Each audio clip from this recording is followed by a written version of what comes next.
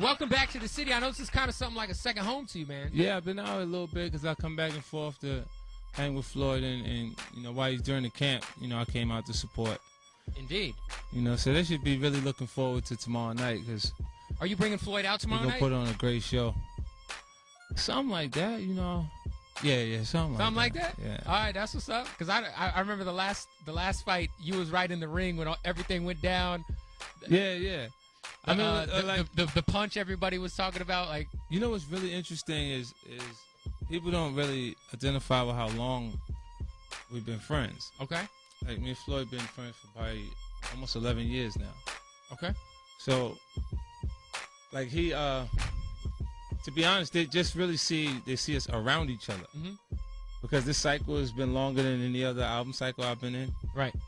I've had free time, and I've been able to come out and hang out. Yeah, definitely, man. Shout out to 50. He's in the studio right now. Man, so I saw you did tweet a release date for a possible new album July 2nd. Yeah. Is that sticking? Yeah, I feel good about it. My project it's pretty much done, but I'm not done writing. Okay. So I've done 14 joints for this Gangsta Grillz. Yeah, the Gangsta Grillz, man, the Riot joint that's what everyone's talking about. The 2 Chainz joint. Because I just dropped that. Like, what was it? Yesterday. It was yesterday. Yeah.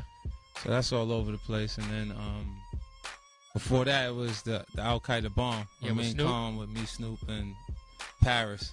That's your female MC. Yeah. Okay. Precious Paris. You know, it's interesting because a long time ago, like when I first fell in love with hip hop, the females that were involved, my period where things were like really interesting to me was like they were from Brooklyn. It was, you know, Kim and Foxy from Brooklyn. Yeah, and now it's starting to feel like they're getting ready to be from Queens for a change. Shout out to Nikki. Yeah, like it'll be Nikki and Paris will be out there in a second. I wanted to ask you, man, as far as hip hop is concerned, like I was telling you, we were having a good conversation off the air, man. Like you dropping Get Rich or Die Trying, kind of like it was like if we were saying on off air, I told you that someone asked me, what's the album that kind of defined your like high school years? Like to me, it's your album. You know what I mean? You know what's really interesting is music is important in that way because it marks time. It marks time, and it's funny because I can remember going and copping the XXL magazine with you, M, and Dre on it. Yeah. And it had the extra DVD in it. Yeah, it was. Yeah, I remember that too. We shot that actually. We shot the photograph for that in the club video shoot. That's crazy, man. It's just it doesn't seem like it was that long ago. You know what I'm saying? But it was like what, 10 years ago? Yeah, almost. Man. Yeah, that whole disc is old school at noon. It's time for something new. Indeed, my brother. Indeed. Hey, so the new album, July 2nd. Can you reveal the title yet? No, I haven't revealed the title. I'm still, you know, conceptually, I don't even know what I'm writing until I come up with the title of the actual album. And I did that, and I've made changes based on what I'm actually titling it now. But I'm not gonna just. What direction? What direction musically are you taking it back to? You know what I've seen a lot. Trying days, or when people see. When you say take it back, means you're not leaving any room for growth, right? Well, yeah, I mean, as far as stay back where the content, you were 10 years ago, right? And like for me, I think it has that energy that they were attracted to on Get Rich or Die Trying on it. Yes, all the way across the board is there. I just think the way I articulated things on this actual project, my choices on it are better. Okay. I think I'm better. Everybody I'm grows, thinking it out. You know what I'm saying? Like thinking it out a little more. So they'll get a chance to see where I'm at. But, can't wait, man. Can't wait. Oh yeah, I mean even the Gangsta Grillz reflect some of it. I'm just gonna keep going. I'm starting over. So, you know, some artists get places, they become complacent because they've had some success. Mm-hmm. And I think the way, even preparing for this actual fight, you know, you go back and you treat each opponent like they're the best fighter in the world, and you got to face them, not just someone that you think is a pushover. Mm-hmm. And coming in, I watched Lloyd do that, so I'm excited about the actual fight. And the joints, we're gonna party. We're gonna party after the Palms. The Palms, rain, right? Yeah, we're gonna be at Rain the night after. That's what it is. So 50. I gotta ask you, man. You are coming up as a New York MC, of course. Today, MCA from BC Boys passed away. Yeah. I mean, did you ever have any experiences with him? I mean, that's one of the most influential groups ever. I've had the opportunity to open for them, for Run DMC. Okay. Who was actually on the same bill with the Beastie Boys. The Beastie Boys at the time, and got a chance to watch both of their shows afterwards. You know how crazy it is. The first song that I ever had on vinyl was called "A Glow." Okay. So if you look on YouTube, you can just see it. This is the glow of a thug, the glow of love. Remember that Luther Vandross song? Yeah. We took the loop, and I rocked to that, and I went on and I performed that before Run D and J started their set. Okay. And it was a really good experience for me to go out in front of them. That was the very first time I was on a stage performing original music. music. Man. I also wanted to bring up something that I always kind of feel like happens to a lot of the bigger artists. Like I kind of felt it's kind of happened to Drake lately. To me, it kind of happened to you, where you came out and everybody was loving them some 50. And then as soon as you kind of hit a certain level of success, it seemed like a lot of your fans started doing the whole, they kind of disassociated themselves from you. I feel like that's kind of happening. I think that comes from the actual artist community. You think so? I think they feel like if you don't move, I can't be next. If you stay right in that slot that you're in, where you're the #1 guy right there, that they need you to move, and they help influence each other until they go, no, it's not what it used to be. Don't feel the same, right? Or whatever it is. But it's the cycle of success. If you're lucky enough to have success, you'll work your way through that period. Anyone's career that's long enough has peaks and valleys in it. Indeed, man, indeed. With the new album, what do you need this album to do to consider it a success in your eyes? Just get a great response from the general public, because I can't gauge it on numbers. I had the largest debut in hip-hop album. That means I got to sell 13 million records. Yeah, and especially with the climate today, it's not really... It's almost impossible. Yeah. And then, the second album did 10 million, so, you can't gauge it on actual sales for me, personally.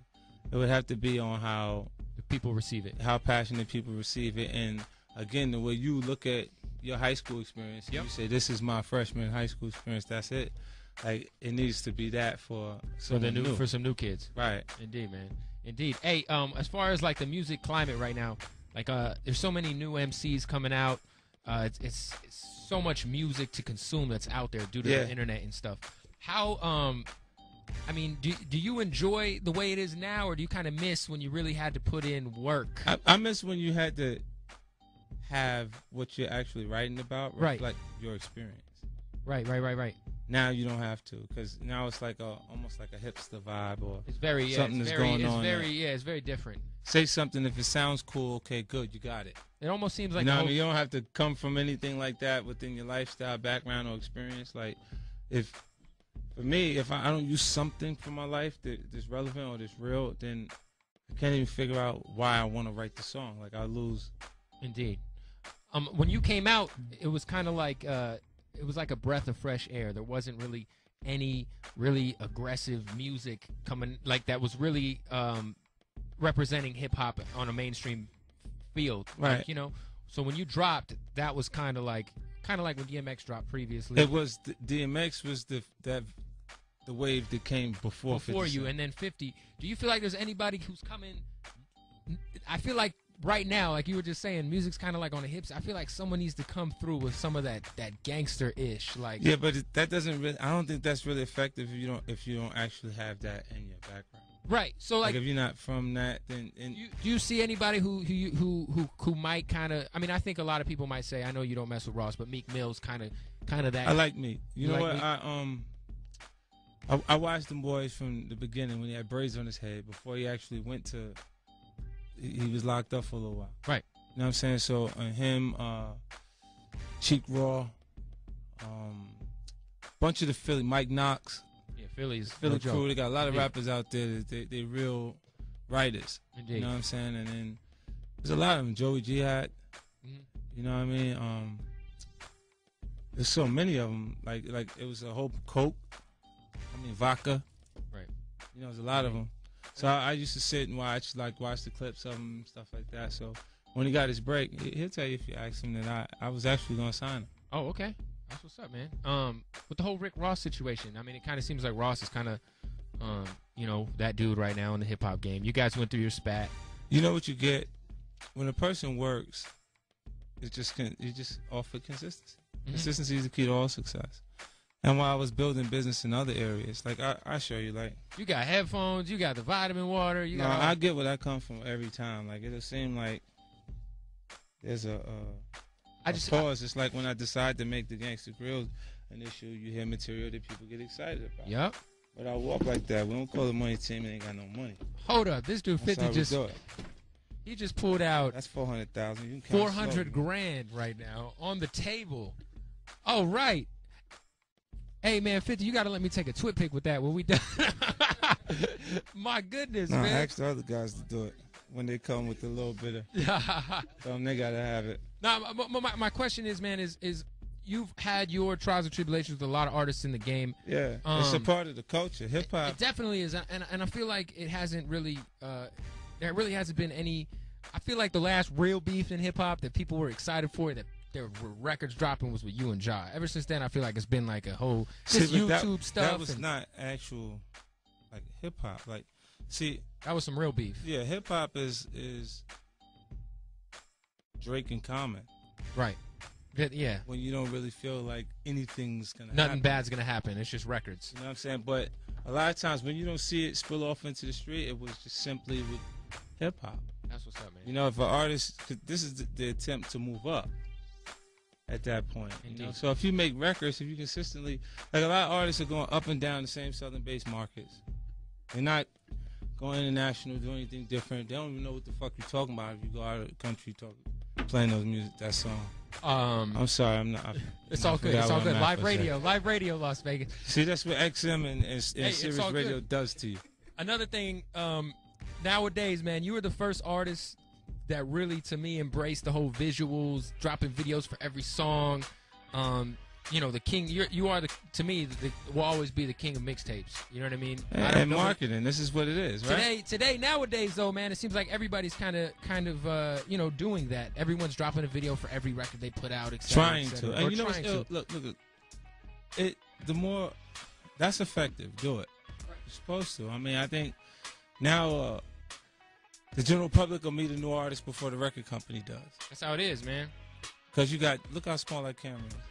Yeah. HD quality. Yep. So right now, if an artist was standing here rapping in front of this, he got a clip for YouTube. Indeed. You know, so and it could get 1 million hits based on how his performance was, or if people like it. People mess with it.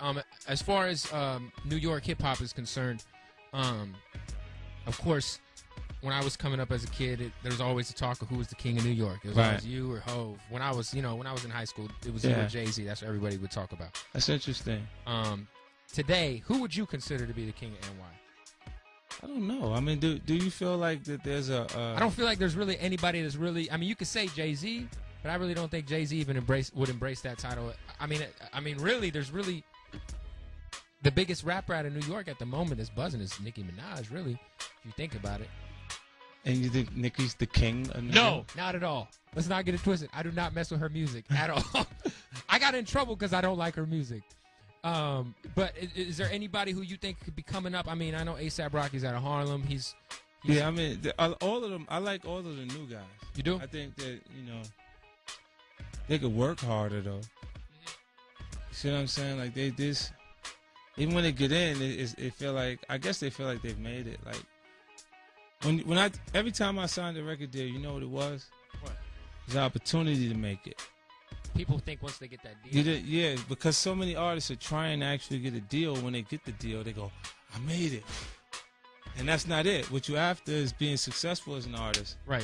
You feel me? The king of New York is 50. Mike B in the building. B,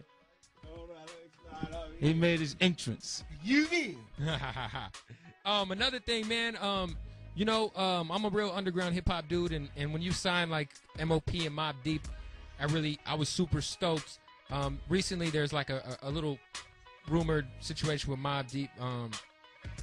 What have you spoken with those guys still, or are they still? Yeah, we're still cool. I haven't spoken to them because I've been doing. I'm busy. Movies, I've been moving around doing a bunch of stuff. 50 will change his phone number on you.